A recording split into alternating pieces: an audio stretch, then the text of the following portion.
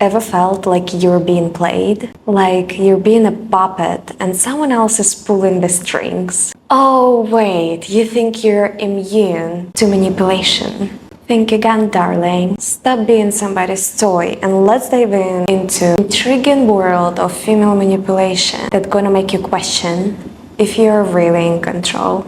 Number 1 is appearance. Well, obviously we wanna look good because it makes us feel very confident and very nice and amazing about ourselves. Nevertheless, we do know that guys do think with their D's. Sometimes that can be used in our advantage. So we're gonna use a little bit exaggerated makeup. When you have clean girl look, they think that's how you look without makeup. And when you don't have any makeup at all, they think that you're tired, that you're sick, there's something wrong with you.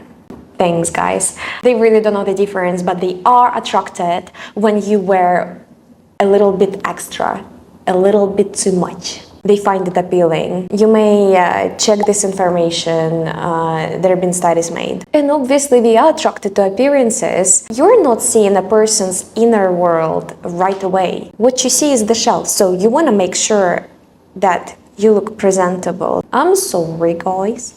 And some men are easy when it comes to a pretty girl. Also, women can look more appealing wearing cute clothes with specific colors that shows their bodies. If he likes you a lot and you, let's say, act a little bit weird and do some crazy shit, he will be just like, oh, that's okay, she's such a cutie though. She just made a mistake, passionately staring into her tatas. I get it though. To be honest, cannot blame you. Some women are incredibly beautiful and I'll let them get out with whatever. Am I shallow?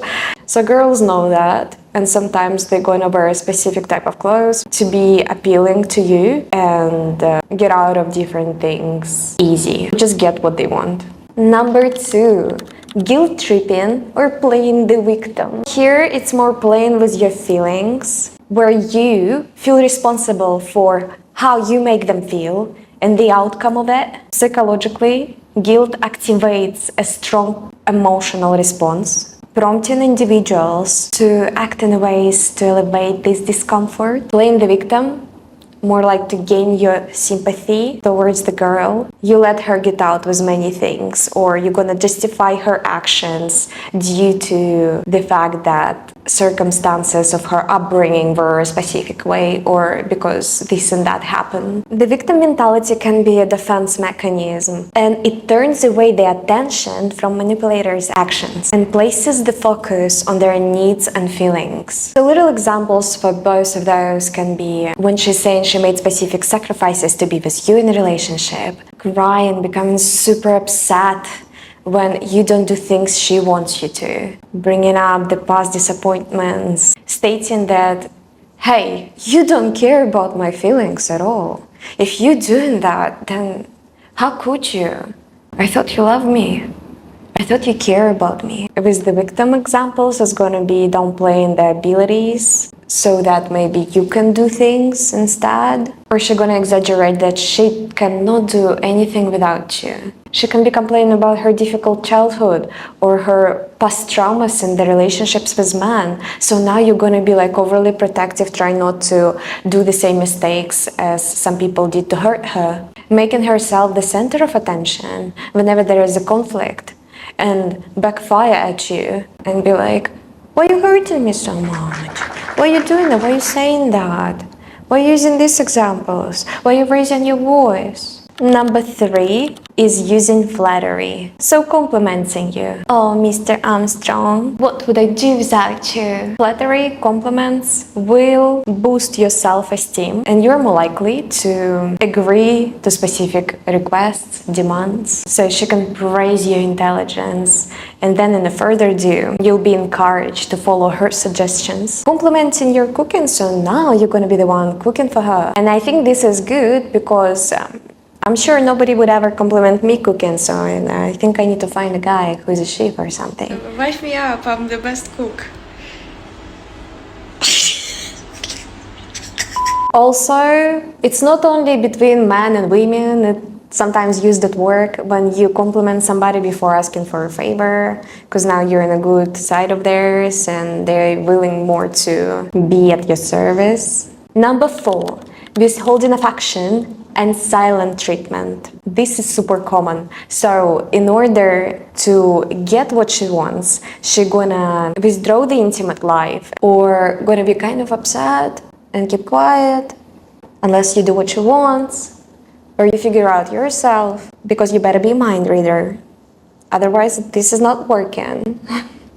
With silent treatment, I would say sometimes some women are just processing the emotion and don't always think that it's a manipulation tactics. It can be really that she doesn't know why she feels specific type of way, because she needs some time with herself to make sure that she understands exactly what triggered a specific response in her. But if it's manipulation tactics, oh, this is cruel one, and it does work.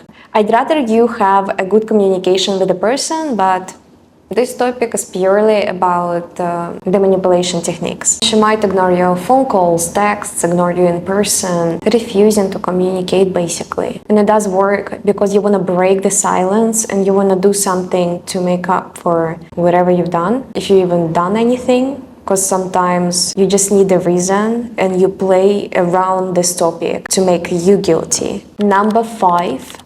Jealousy induction. With that, women can create insecurities in you. Also, it will increase attention to the relationship. This strategy exploits the fear of loss to maintain control. She's gonna mention male friends, she's gonna mention how people compliment her, she's gonna mention her friends and how good they are and what they do, so you're gonna think about, I don't want her attention on this guy, I'm gonna do something about it. Or I'm gonna be better, I'm gonna do better, I'll surprise her more, I do more things for her than this dude. She might be even lying. She can be posting pictures with the guys all the time, or the worst in my opinion, in front of you, she's gonna flirt with the guys while you're there. I don't know why you're still in this relationship, why you're still with this woman, because this is a huge disrespect. But you do you. Number 6, comparison. And to be honest, nobody wants to be compared to anyone. I feel like, especially men, oh, but this Bob guy, he's doing these things better than you. But why this John buys his wife cars and Cartier and other things? And then you sit there and think like, well, she's attracted to this. I cannot give it to her, maybe I should. And then you might do that. It works. Sometimes she might compare you to her father. Hey, but my father would never do such a thing. The way he treated women with such respect. The way he spoiled them, the way he was so loving to them. I don't see anything bad with this example in a way of it makes you do better, but if it's in a way to not have a clear communication about your wants and needs, and that's the only tactics to get something out of you and then leave you, well, then it's another story. So once again, what matters is the outcome, but that can be a way. Also, it might be a lie.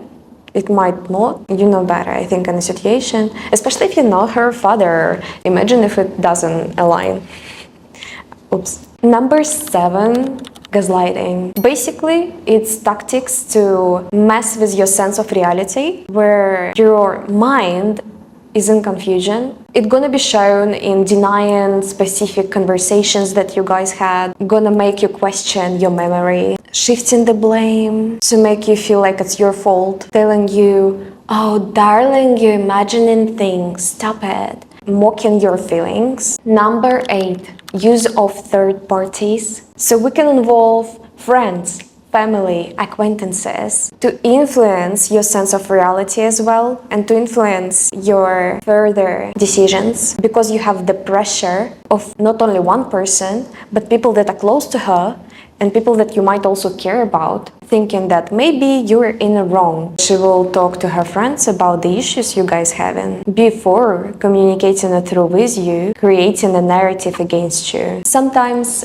bringing what her friends said to validate her point and make you the bad guy. Using opinions of mutual friends you have so that you'll be willing to agree with specific choices as an outcome. Number 9 is conditional support. To be honest, I don't think that anything in this world is unconditional. Here, it's more of a treatment where, well, I like what you do, so I'm gonna praise you for the right things and make sure that I interact with specific things only if it's for my liking or my benefit. We'll be super enthusiastic about your achievements, but only if it aligns with her desires. Or she's gonna express more love and affection when you spend time with her rather than with your friends. Not gonna lie, when I was reading about this part of women's manipulation, I felt like you train a dog. You usually give treats to the dog when they do the right thing and punish when they're not. Respectfully. Say woof woof in the comments if you feel the same way. And say awoo if you're a real alpha. Number 10, strategic vulnerability. I would say this is reflecting on your hero instinct. So women gonna provoke it in you. And this is good at the same time. Once again, the end goal matters. She's gonna share her vulnerability, but selectively. So you're gonna have a desire to protect and support this woman. This evokes empathy and increases your emotional connection with each other. So for instance, opening up about the past traumas, you're gonna be involved deeply emotionally and you're gonna be very sympathetic towards her. Highlighting specific fears about the future where you wanna prevent these things from happening. And you will provide reassurance. Expressing specific insecurities so that you will validate the girl, dramatizing her emotional needs to make sure you feel obligated to support her. All of that should only teach you how to be aware of specific tactics and things women can do. And the best conclusion is to have a good communication with your partner.